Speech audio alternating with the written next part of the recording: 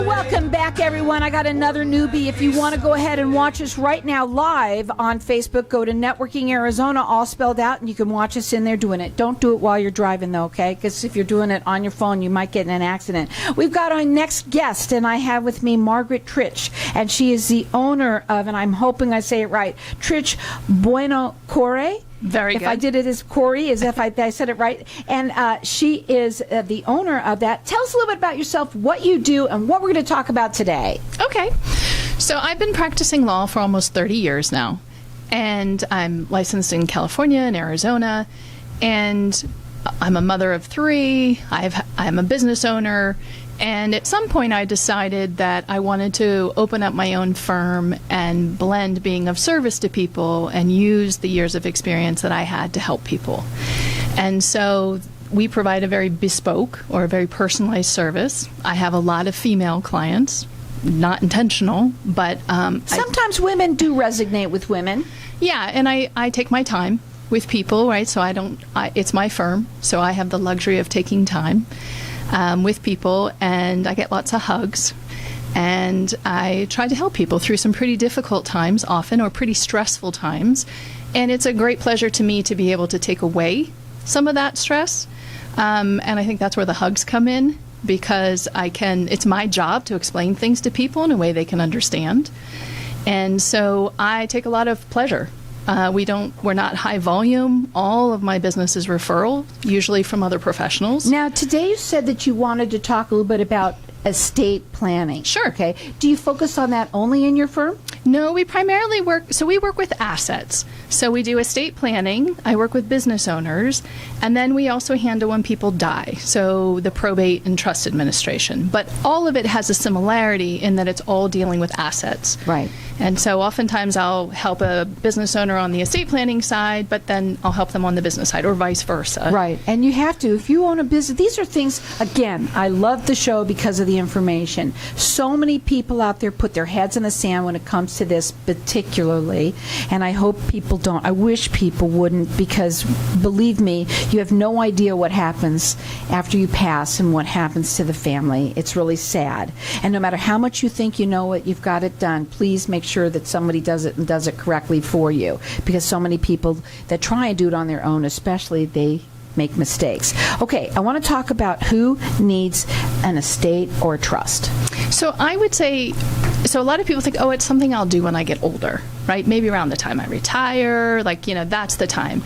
And then I say, well, especially if you have minor children, do you have an opinion about who's the best person to raise your child? And most people do. And it would not necessarily be who the law would decide is the most appropriate person. The same with who is the law. If you don't write an estate plan, then the law has to make presumptions for you. And it has a whole system of hierarchy and who they think will be the person you would choose and who they think should be your heirs. And it doesn't always go down the way people think it will. The way you think, especially. Right. And so one of the sometimes funny, sometimes not funny, things I do is correcting people's misperceptions, because people come into my office and they go, oh, this is what's going to happen. And I'm like, well, I don't know who told you that, but that is definitely not what's going to happen. This is, because there's no will or there's no trust, this is the way this is going to happen. And so, and I try to get that information with clients and beneficiaries early, because where I find a lot of the fights and disputes happen within families is because everybody's running around in their own little circle with their own ideas about what they think is supposed to happen. And I don't know where they get their stuff from, but it's not what's going to happen. And so if you can get people educated early, it creates a whole lot more pleasant, less discord, the whole process goes far more smoothly. And what I would say is, when people come in with estate planning, I always say, look, the most loving thing you can do for your family is create an estate plan. Absolutely, I agree. Now, you said you've been doing this for 30 years. I have, You're located almost. In Phoenix, but you can help anyone statewide and in California. Correct. And you do free consultations. I want to talk a little bit about that. So how does that look when someone calls? So when somebody calls, obviously there's usually an initial consultation to see if what they're wanting to accomplish is even something that I can help them with, or perhaps reasonable. And then we will set up a time either to talk on the phone. They may come in person. We can do it through, a video link, whatever's comfortable for them. And I offer a 30-minute free consultation. And then I'll book out the time to be available longer if we both agree it's the right fit and to move forward. But I'm not in the high-pressure business. I went back into practicing law this way so I could do it the way I wanted to do it.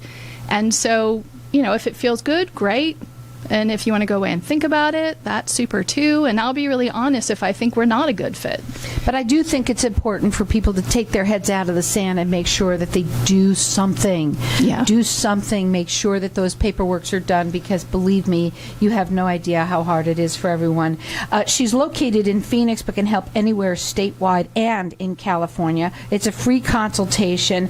You can check her out on her website. It's Biz, B-I-Z, estatelaw.com. Her phone number direct, it's 480-525-6244. Do people have to be a certain age? I mean, should they be? Is it for only people with money and for people who are older? No, I would say that, particularly if you have businesses. So I have sometimes young business owners, and we will start working maybe on the business side, and then I'll say, well, what are you doing over here? And especially if you're not married yet, it's a great way for me to build in asset protection to keep it very clear about what is your separate property that you've entered the marriage with.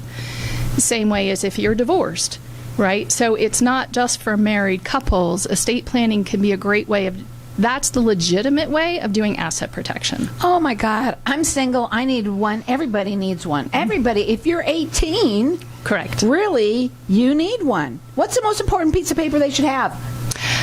Well, I would say this is that a lot of financial planners, or I don't know, just people will push on clients. They'll come in, they'll say, my banker says I need a trust. And I'll say, well, let's talk about that, because not everybody does need a trust. So a will versus a trust really depends on the type of assets that people are holding and who they want it to go to. So a trust is not the right fit for everybody. Powers of attorney and what you want to have happen should you become ill is super important, because what happens, again, if you have nothing, the law is going to presume who is the person that has the right to make those decisions. And they may be going off a conversation you had at Thanksgiving, which is, if you really sat down and thought about it carefully, is not at all what you would want. And so by setting all of that detail out in your power of attorney, and then the key is making sure that your primary care doctors have it, and every time you go into a hospital, you're dropping it with you, because the hospitals are always pushing the DNR forms.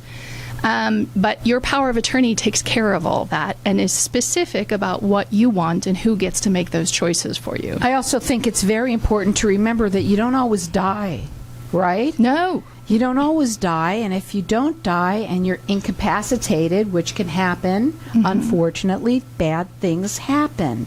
And then what happens is you can't do anything. I hope the loved ones now don't have any of that paperwork, and then it has to go through probate, right? Well, what happens then? Well, so when you're alive, somebody is acting on your behalf under powers of attorney. There's financial powers of attorneys and there's healthcare power of attorneys. But how about if you are, you're in a coma? You are still alive. Okay. So you are still physically alive. So that's the powers of attorney. And then where people get goofed up is people come running into my office saying, hey, I'm the power of attorney. And I'm like, well, they're dead. So as soon as they died, that power of attorney completed, and you no longer have any authority to do anything for that person. This is why. And they're running around doing all kinds of stuff they shouldn't be doing. Because it's not unusual for people to have powers of attorney, but to have no will or trust. And then the agent is really exposed themselves, because that is not who now would be because you're under intestacy laws, which means there's no will, there's no trust. So now it's whoever the law decides is the person. It's going to be your executor or personal representative. The most important thing is to call her and have a consultation. It's a free consultation to find out where you stand, what do you need to do, and she can help you, guide you. That's what you're all about, is helping people and guiding, giving them peace of mind as well.